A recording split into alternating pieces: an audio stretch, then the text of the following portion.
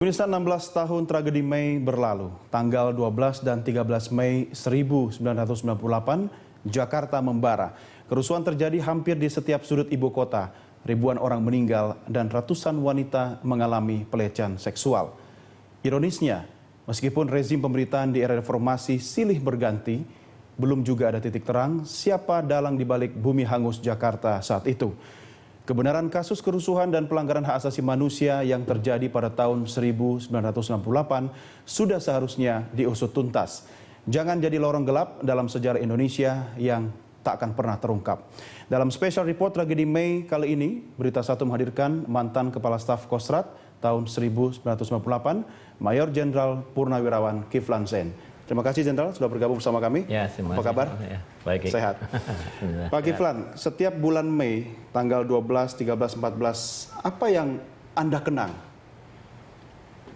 Saya pasti terkenang keadaan situasi Jakarta yang demikian yang menyedihkan lah, tidak terkendali, ya massa yang tidak terkendali, terjadi pembakaran di mana-mana, penyerangan terhadap khususnya ya perampokan, penjarahan.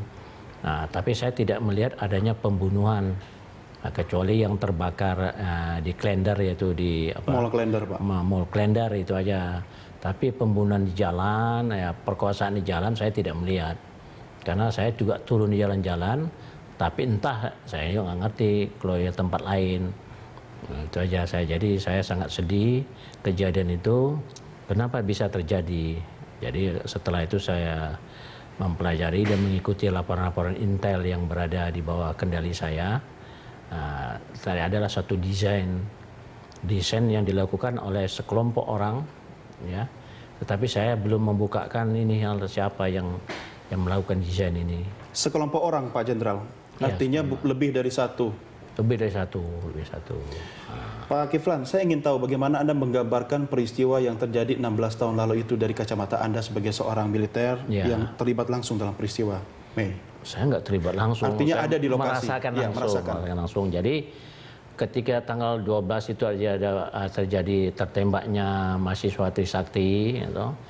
Jadi kemudian saya waktu itu berada di kantor ya sama Prabowo sebagai Pangkostrat. Saya pulang karena saya flu berat. Kemudian saya dipanggil jam 7 malam, saya dipanggil sama Prabowo segera datang.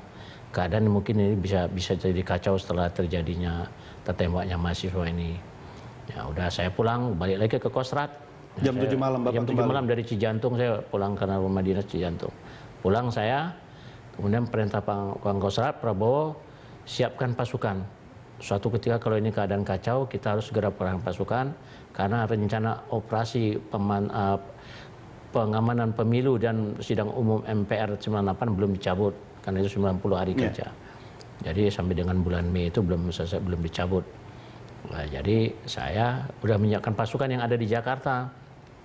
Pasukan-pasukan pendukung, bahasa logistik, Bekang, ya, kemudian daerah-daerah Jakarta seperti Arhanutri, yang kemudian sekitar Jakarta lah semua pasukan markas Kostrad. Saya siapkan segera kalau sewaktu-waktu ada perintah bergerak, semua lapor ke Kostrad untuk diperbantukan BKU kan kepada Kodam. Karena red awalnya gitu, kita bukan pasukan operasional, yang operasional adalah Kodam. Jadi cuma disiapkan aja pasukannya. Siapkan, Kodam minta kita berikan. Tapi tidak pernah ada permintaan dari Kodam saat kejadian? Ada. Semua pasukan yang disiapkan itu diserahkan ke Kodam? Seorang Kodam, ada rapatnya kita di Garnizon waktu itu tanggal 13, ya bersama Pangdam waktu itu ya Mejen Safri Samsudin kita rapat, minta butuh pasukan, ya kita kerahkan. Nah, ketika Bapak sudah menyerahkan kepada Kodam, Kodam menurunkan semua pasukan yang disiapkan itu, Pak? Kodam memberikan perintah untuk mengamankan Jakarta, menempatkan pasukan, ada yang di Glodok, ada yang di Kelapa Gading, ada di Klender, di mana-mana keadaan kacau, ya ada di DPR MPR, langsung Kodam yang mengarahkannya. Ini pasukan siap, tinggal rencana operasinya, mana perintah Kodam, saya merintahkan kepada pasukan bawah yang waktu itu sudah siap di Kostrad untuk ditempatkan sebagai permintaan Kodam. Tapi ketika sudah di BKU-kan ke Kodam, Pak, Pangdam yang memerintahkan untuk pergerakan pasukan itu atau bagaimana, Pak? Langsung Pangdam. Langsung kita nggak terlibat lagi, kita hanya menyiapkan pasukan. Ada informasi katanya pada saat itu Kostrad tidak diizinkan untuk menurunkan pasukan. Ya, waktu itu saya dapat telepon dari Kasum tanggal 14, Fahru Razi, perintah Panglima jangan dikerahkan pasukan. Perintah Panglima ABRI saat itu, Jenderal Wiranto. Jenderal Wiranto. Oke. Jadi saya ini kan rencana operasi saya jalankan. Kita tidak mengerahkan pasukan. Kita tidak menggerakkan pasukan. Kita menyerahkan pasukan itu ke Kodam. Bukan kita yang menggerakkan. Memang perintahkan jangan gerakkan. Ya benar nggak digerakkan. Kita bawa ke Pak Kostrad. Permintaan Kodam. Kemana diarahkan sudah langsung serah Kodam komandonya, komando operasional pada Pangdam. Jadi kita tidak mengerahkan sendiri, menempatkan pasukan di mana. Kalaupun ada pengerahan itu adalah koordinasi atau perintah dari Pangdam. Perintah Pangdam, permintaan Pangdam. Dan bagaimana Panglima menggunakan tentara itu tergantung Pangdam. Pak Kiflan, apakah Anda bisa mengkonfirmasi ketika pasukan yang sudah Anda siapkan itu, Pak, kemudian diserahkan ke Kodam, apakah memang seluruhnya dioptimalkan oleh Pangdam atau Kodam? Oh, dioptimalkan. Semua, Pak, semuanya. Kurang dari Jakarta pasukan administrasi dan logistik, saya ambil pasukan sekitar Jawa Barat. Ya, ada ini Garut 303, ambil yang dari 321 Majalengka, ada 323, ada yang berada di sekitar Kerawang, ya Brigif 17, 328 kita kerahkan. Masih kurang kata Pangdam, kerahkan dari Jawa Tengah. Jawa Tengah kita kerahkan 401, itu Brigif 6. Kurang lagi kita ambil dari Jawa Timur, kerahkan Semarang sampai ke Makassar pasukan Kostrad. Jumlahnya sekitar 14.000 orang. Ya.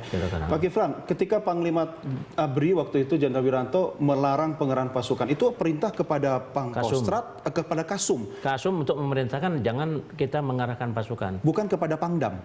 Bukan kepada Pangdam. Artinya ketika pasukan kemudian di BKO-kan kepada Kodam, tidak ada perintah mengikat kepada Pangdam untuk tidak mengerahkan pasukan, kan? Tidak dong, karena Pangdam itu kan sebagai Panglima Operasi. Panglima Operasi keadaan. Artinya Pangdam tidak melanggar perintah Panglima TNI ABRI waktu itu? Enggak, ya. Kalau Kostrad mengerahkan taruh di Pluit, taruh di Kelapa Gading tanpa ada perintah Kodam, ya memang kita melanggar.